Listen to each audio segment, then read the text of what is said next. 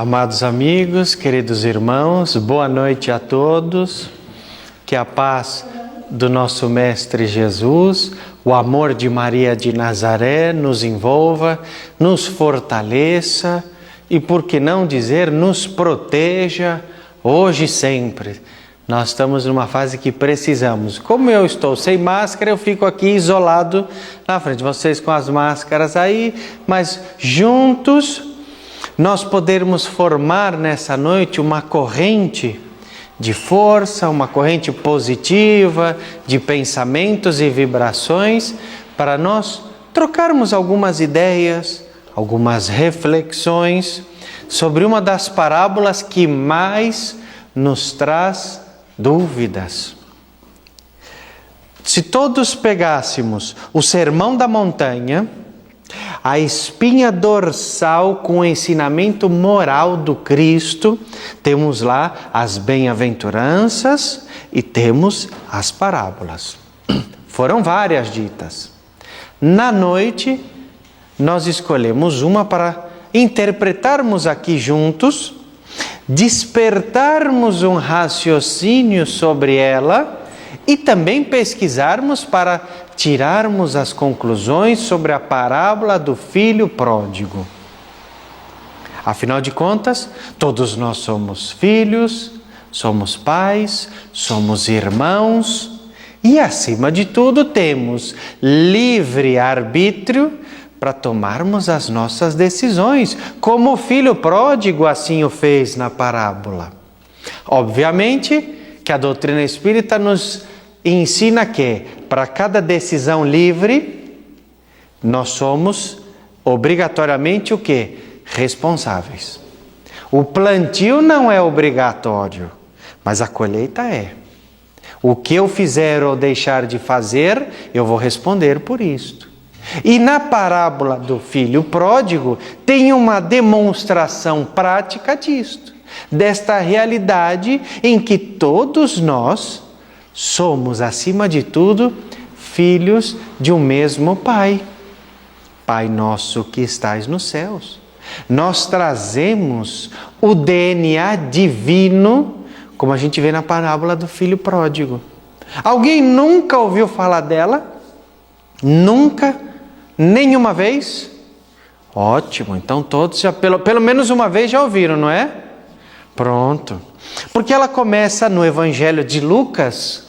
No Evangelho de Lucas, começa assim: existia um senhor, como se fosse um grande fazendeiro, e que o seu filho o chama a pedir que partilhe com ele a sua herança. Não é assim que começa? Porque ele tinha um desejo, qual? Iniciar uma viagem. Então, olha, observa a primeira reflexão que nós podemos tirar. O filho chama o seu pai para repartir com ele a sua parte na herança. Existe uma bem-aventurança. Lembra que eu acabei de falar que o Sermão da Montanha, bem-aventuranças e parábolas? Existe uma bem-aventurança que fala sobre isto. Que um dos capítulos do Evangelho que particularmente, além de muito importante, é muito difícil de ser praticado. Bem-aventurados os mansos e os pacíficos. Bem-aventurados os mansos, porque herdarão a terra. Bem-aventurados os pacíficos, porque serão chamados filhos de Deus. E o jovem, filho deste homem, pede a sua herança, como filho de Deus, pede a sua partilha na herança. Que herança é esta? Que herança divina que nós, como filhos de Deus, temos direitos também. Porque quando nós concluímos, somos filhos de Deus, Deus nosso Pai, Pai nosso que estais nos céus, nós temos o direito à herança divina, tanto quanto na parábola está mencionada. Que herança é esta? Que herança divina nós trazemos em atributos ao nosso espírito para termos esse DNA divino, esta centelha divina, a semente de Deus plantada em nós. Porque quando eu concluo que eu sou filho dele, eu trago uma característica fundamental que está na parábola, de maneira implícita ela aparece, tem que ser analisada, mas ela lá está, que é extremamente útil e necessária para nós. Sede perfeitos, como vosso Pai Celestial é perfeito. O que é isto? Somos perfectíveis. Ninguém é perfeito ainda, pelo menos não que nós saibamos, fora os grandes missionários e Jesus, o maior modelo, mas nós, na nossa imperfeição, somos perfectíveis. O que é isto? É a herança divina que nós carregamos para buscar a nossa evolução, o nosso melhoramento, o nosso crescimento moral, o nosso crescimento espiritual. E isso é o dia a dia para colocar em prática, colocar à prova se realmente nós estamos no caminho certo. A herança divina vai nos convidar a hoje sermos melhores do que fomos no ontem. Então, quando o filho chama o seu pai a partilhar com ele a herança, o seu desejo íntimo qual é? Crescimento. O seu desejo interior qual é? A busca da perfeição. Enquanto que o seu outro irmão que aparece na parábola, principalmente na parte final, fica insatisfeito com o retorno do seu mano.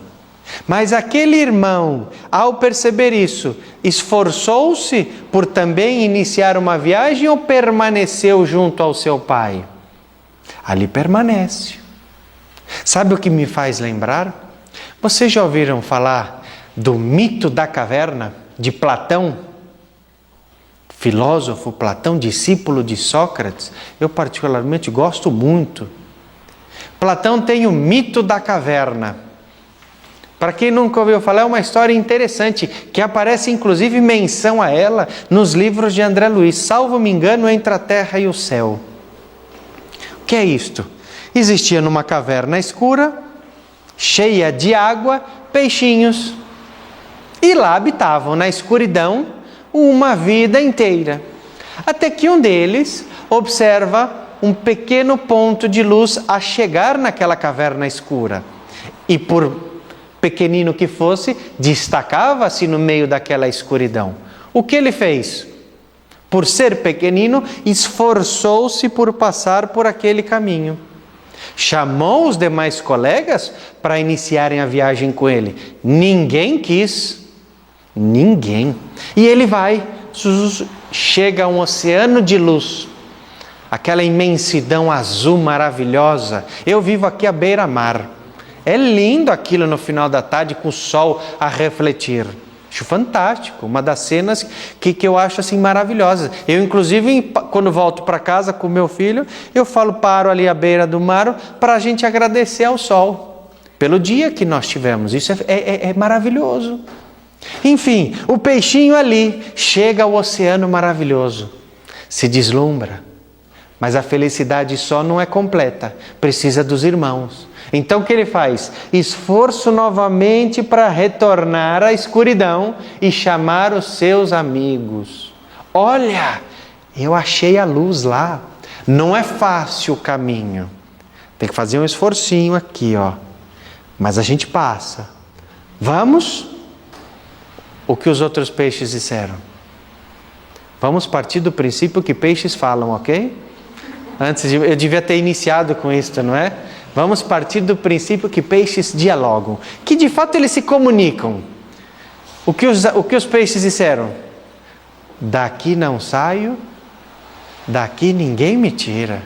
Preferiram continuar no comodismo da escuridão que já era conhecido, do que enfrentar os desafios da vida na busca do melhoramento e encontrar algo novo,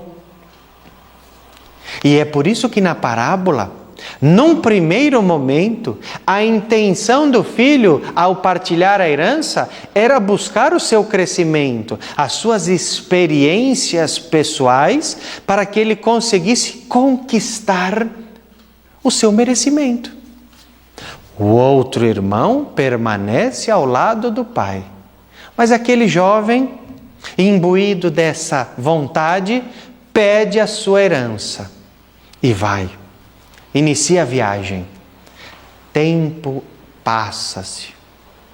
Podemos, inclusive, dizer que esta viagem não se limita a uma viagem material pelas estradas da vida, mas pelo contrário, e ainda mais ampliado, pela viagem das vidas.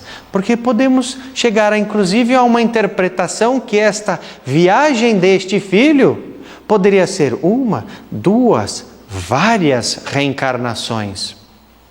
O tempo passa e para o Espírito eterno, tempo não significa nada. Para nós uma encarnação, 50, 60, 70, 90 anos, pode ser muito. Mas para um espírito, 90, 100, 200 anos não significa nada. A noção de tempo ela é mais ampliada. Ela é muito mais ampliada. Fato é que nesta viagem, o que acabou por acontecer com o jovem filho, que saiu com a sua herança, feliz da vida a buscar a sua experiência. O que aconteceu com ele? No livre-arbítrio das suas decisões. Inicialmente era na busca da perfeição, a busca do melhoramento. Mas o que aconteceu com ele? Melhorou? Pela parábola que vocês conhecem, melhorou ou não? O que ele fez? Foi pródigo. Por isso esse adjetivo. Tornou-se pródigo. Pródigo no amor e na caridade? Pelo contrário, utilizou a sua herança apenas na satisfação pessoal. Como que a gastar o seu dinheiro, a parábola não fala em dinheiro, mas para a gente ilustrar, a gastar o seu dinheiro nos seus prazeres pessoais. Só que o dinheiro acaba, não acaba? E o que aconteceu com ele? Além de não ter melhorado, além de não ter crescido moralmente, passa por grandes dificuldades. E essa é a parte que considero mais importante da parábola. Porque olha o detalhe da parábola de Lucas. Diz assim, que ele esteve só e abandonado a passar frio e a passar fome. Lá está escrito. A ponto de pedir trabalho para poder se alimentar. E qual foi o trabalho que deram a ele? Cuidar de porcos. Numa ilustração, numa metáfora, a mostrar para nós do trabalho mais simples, mais pequenino e com a intenção, na parábola, mais humilhante. Vai cuidar dos porcos. O jovem passa tanta fome que ele pede comida para o seu chefe e lhe é negada. Ele não pode nem sequer comer o que os porcos aqueles porcos de abate, não é, que servem de alimento, comiam bem, e ele comia mal. A sofrer. Esse é um momento delicado da parábola. Porque se a gente poderia questionar assim: este jovem que sai da casa do seu pai, inicia a sua viagem, as suas experiências, passa grande dificuldade. Quem foi o causador destas dificuldades? Quem foi o responsável por este jovem, este filho pródigo, passar frio, passar fome, sofrimento das mais variadas formas? Quem foi? Foi o pai que não deu a herança devida? Quem é o grande responsável por isso? Ele mesmo. Se tivesse bem empregado as suas oportunidades no seu dia a dia da vida, não chegaria nessa situação. Ele é o grande responsável, criador. Por isso que às vezes a gente escuta nos espíritos a dizerem, nós somos co-criadores. Eu não crio o espírito do meu filho, mas eu criei o corpinho físico dele. Não é assim? Do parentesco corporal e espiritual? Eu não crio o espírito, mas eu participo na formação genética do corpo. Ele é tão bonito quanto eu. Meu filho é tão bonito quanto eu. E ninguém diz o contrário. É verdade. Só não posso confirmar isso com a minha esposa, mas é verdade. Então, se eu sou co-criador, eu crio coisas boas na minha vida, como eu posso criar situações não tão boas. Eu posso criar saúde para mim, força positiva, como eu posso criar a enfermidade. Quer que eu ilustre? Para a gente ver isso? Porque a parábola ilustra o lado negativo, do jovem a passar frio e fome, que nem alimento dos porcos lhe deram. Mas coloca do lado positivo. Nosso Lar, já leram? Nosso Lar? Gostaram do livro? É bonito, não é? André Luiz, do Nosso Lar, a primeira obra, na sequência de 16, o último chama-se A Vida Continua. Olhem, para quando vocês forem ler um depois do outro, a sequência do crescimento deste espírito, André Luiz. O início está lá no Nosso Lar. Quando ele recebe alta do seu tratamento, o que ele pede? Quero trabalhar. Eu quero servir. Apesar de tanto ter recebido, agora é a minha vez de dar, de agradecer. Ele foi ser médico no plano espiritual? Não. E detalhe, André Luiz, enquanto encarnado, como um grande profissional da área de saúde, sanitarista mundialmente conhecido, hein? Um profissional que inclusive recebeu Albert Einstein no Brasil, no Rio de Janeiro. Representante da Santa Sé como sanitarista no mundo. Quer dizer, André Luiz não era um espírito qualquer, uma grande inteligência. Ao chegar no plano espiritual, não foi ser médico. Não foi.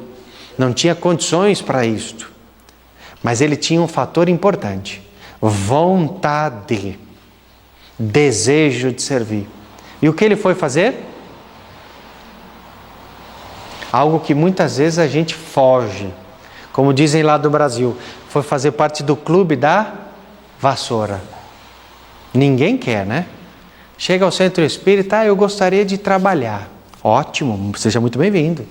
Porque eu já... E apresenta o currículo, né? Eu já fiz tantos cursos, tantos anos de espiritismo. Quando até me perguntam, quantos anos tem de espiritismo? Eu tenho até vergonha de falar. Porque anos, quantidade de anos, não significa nada, porque nós nem conseguimos sequer nos melhorar. A intenção é servir, não ser servido. E André Luiz tinha. Então o que deram para ele? Para o antigo médico, vassourinha. E foi trabalhar, foi limpar, com um desejo tão grande que ele recebia bônus horas em dobro, com uma dedicação tão grande. Traz essa informação para a parábola. O jovem, ao passar pela sua grande dificuldade, criação dele, chegou no seu limite de sofrimento. Havia chegado, como diz, no fundo do poço, ao estar lá no meio dos porcos, a passar frio, a passar fome. Havia chegado no seu limite, no nível mais baixo de dificuldades e sofrimento? Essa é a pergunta mais importante da parábola.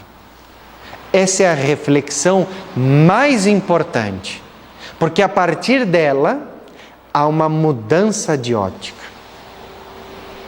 A partir dessa pergunta, se este jovem havia chegado no seu limite no fundo do poço, há uma mudança de raciocínio na parábola, que encaixa-se no nosso dia a dia, Quem de nós aqui hoje não tem dor e sofrimento?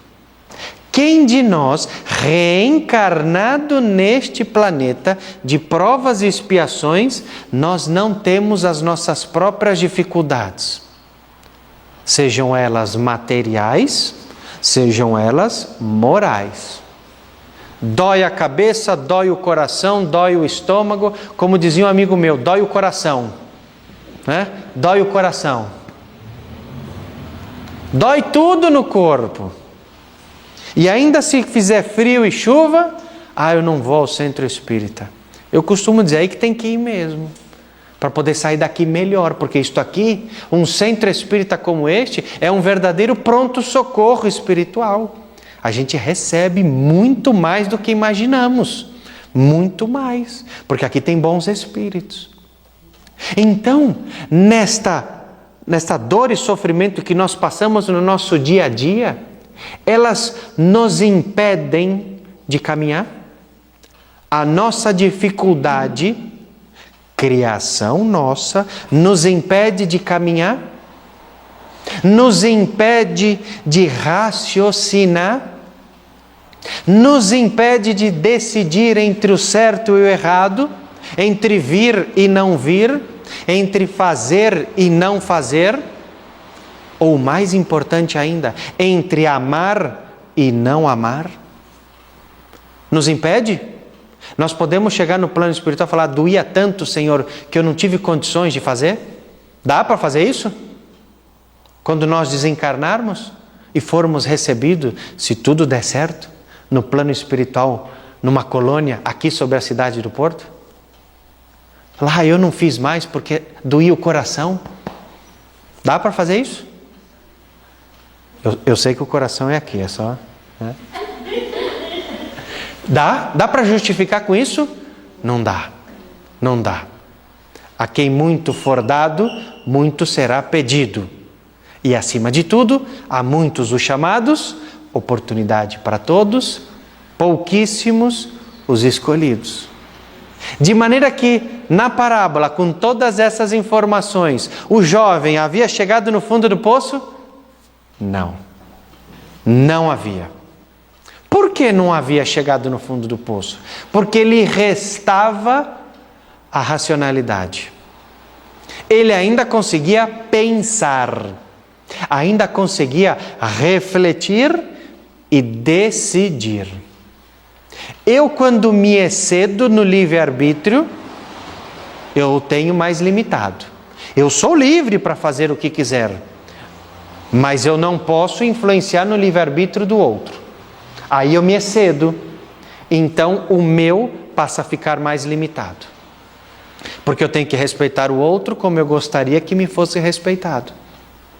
O jovem da parábola não havia chegado no fundo do poço porque ele tem um raciocínio.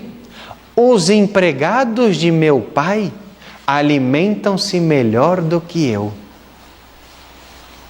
Enquanto eu estava na casa de meu pai, eu não passava esse tipo de dor e sofrimento.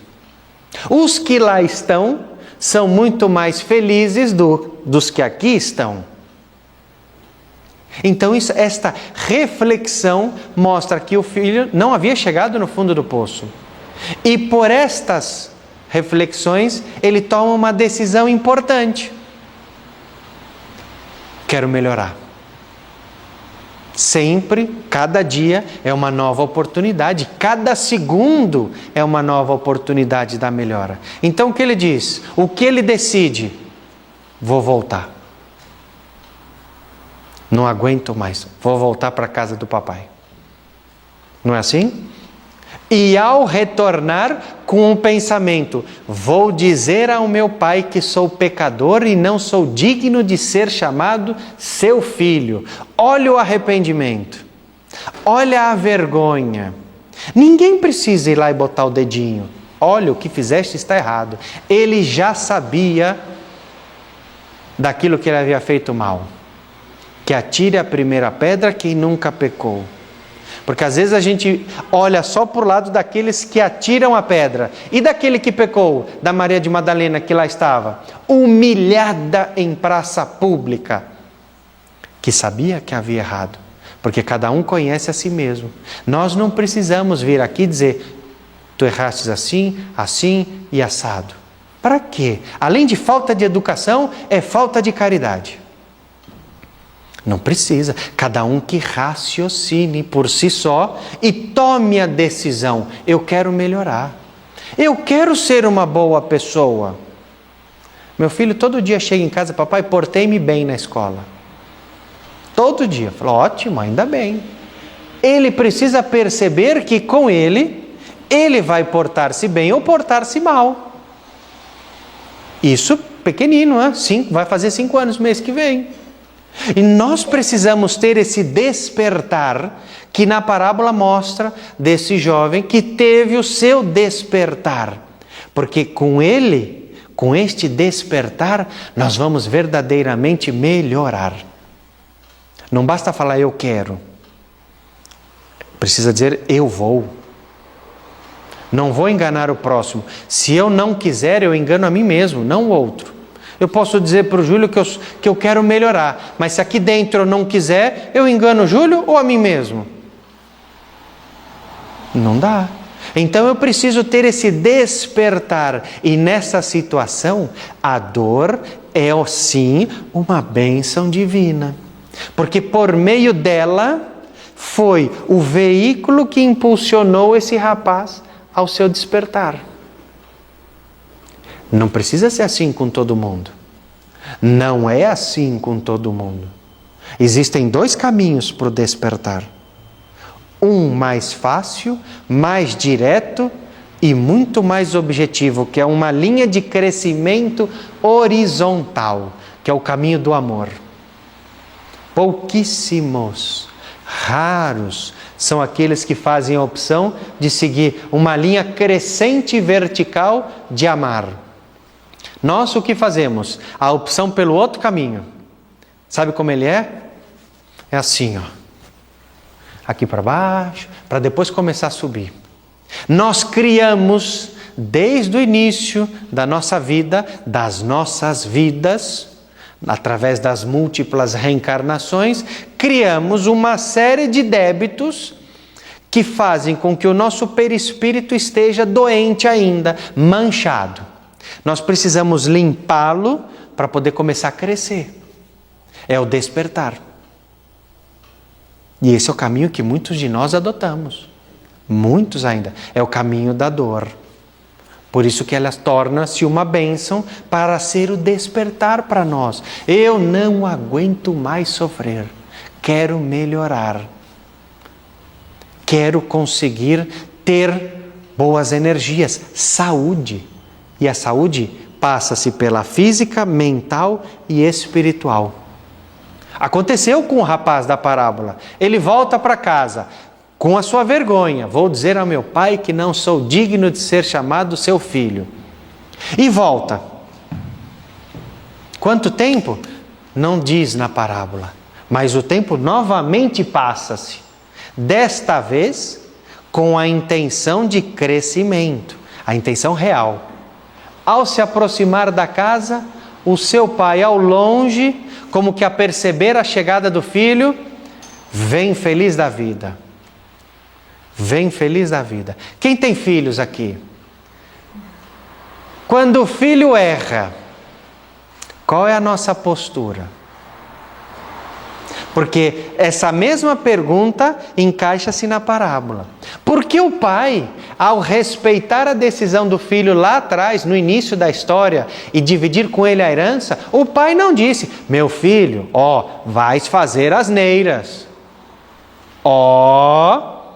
Tome cuidado. O pai não disse isso. O pai não tentou desestimulá-lo na sua decisão. O pai não tentou inibir o filho, permitiu que ele fosse em busca do seu desejo. E ao retornar e ver o filho maltrapilho, como se fosse um sem-abrigo, todo sujo, com a roupinha rasgada, qual foi o desejo daquele pai? Foi apontar o dedo para o filho? Eu falei. A gente gosta de falar isso, né? Eu avisei. Somos doutores da verdade.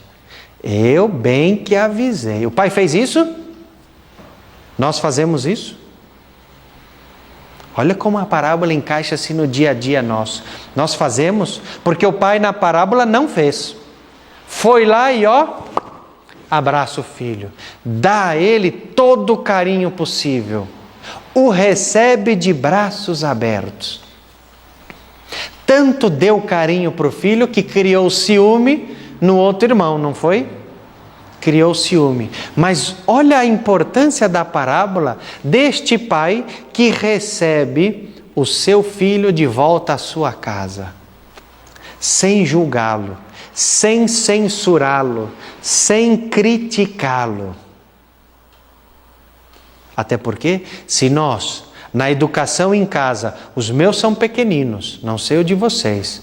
Do Júlio eu sei que já são todos maiores, mas não sei se vocês têm filhos pequenos. Se nós começarmos toda hora não, e criticar o filho, censurar o filho, sabe o que vai acontecer? Ele cresce e no momento da dificuldade, sabe quem ele vai buscar? Na hora que precisar, quem ele vai buscar? Qualquer um, menos eu. Menos a mim. Porque pela conduta do pai, permitiu naquele despertar do filho, lembrar-se, na casa do meu pai, até os empregados são melhores tratados do que eu. Imagina se, na casa do pai dele, todo mundo fosse maltratado. Não teria o despertar do filho. Sabem o que é isto? Caridade reflexa. Pelo reflexo da caridade praticada pelo pai, criou o exemplo para o filho. Tanto exemplo importante que ficou incorporado nele, na herança divina, que ele despertou. E ele teve força para voltar para casa. Olha a importância de educar, mas educar com exemplos. Jesus é nosso mestre não só porque falava, mas porque exemplificava. E para terminar, o filho insatisfeito reclamou um bocadinho para o pai, não reclamou? Reclamou, não foi? Quem tiver irmão, nunca teve ciúme do irmão, da irmã? Eu tenho mais 3. Imagina? É o teste diário outra vez. Reclama para o pai a dizer, poxa, tantos anos eu aqui estive e nunca fizeste sequer uma festa a mandar matar os animais para fazer todo aquele churrasco. Nunca fizeste nada para mim. E esse meu irmão que foi embora, gastou tudo, volta aí numa condição como ele está, fazes toda esta festa e para mim nada. Para quem quiser estudar bem a parábola, mostra que este irmão, este que permaneceu ao lado do pai, ainda não estava maduramente moralizado. Ainda não havia aprendido todo o exemplo que o pai lhe dava. Não havia incorporado no seu dia a dia. Porque por mais que o pai seja bom, ele ainda não havia, porque mostrava imperfeições, dentre elas os ciúmes, a indignação. Porque no final o pai diz assim, teu irmão estava perdido e foi reencontrado. Teu irmão estava morto e agora está vivo. Mostra que cada um de nós, na prodigalidade da nossa vida, dos excessos que por acaso cometamos de orgulho, vaidade e egoísmo, porque não vamos nos iludir, estão em excesso conosco, no sentido de várias reencarnações. Nós precisamos ter o nosso despertar para separar joio do trigo, o bem do mal, o certo do errado. Precisamos. E para isso, hoje é o nosso melhor momento. Hoje é a nossa melhor oportunidade. As provas, as expiações, as oportunidades que tivermos devem ser bem aproveitadas. Dentre elas a pandemia. Dentre elas a pandemia. Porque por mais que estejamos assim, fisicamente distanciados, Podemos estar nos sentimentos unidos, numa só corrente de força para vibrar. Se eu não posso abraçar, porque hoje é assim, não é? Se eu não posso abraçar, mas eu posso transmitir boas energias. Eu posso vibrar, pensar positivamente para os outros, como a nossa irmã Maria fez na vibração inicial, por aqueles que lutam pela sua vida. Então essa é uma das reflexões da parábola, que ainda tem muita coisa, mas quando vocês forem ler, analisá-la, tragam para o dia a dia, porque de todos nós nos encaixamos na figura dos filhos, dos dois, para analisarmos o nosso dia a dia, para tentarmos melhorar e ter o nosso despertar espiritual. Saulo caiu do cavalo, mas teve o seu despertar. É chegado o momento do nosso também. Já atingimos a racionalidade, agora decidir entre o certo e o errado. Muita paz, muita luz e muita força para todos vocês. Muito obrigado.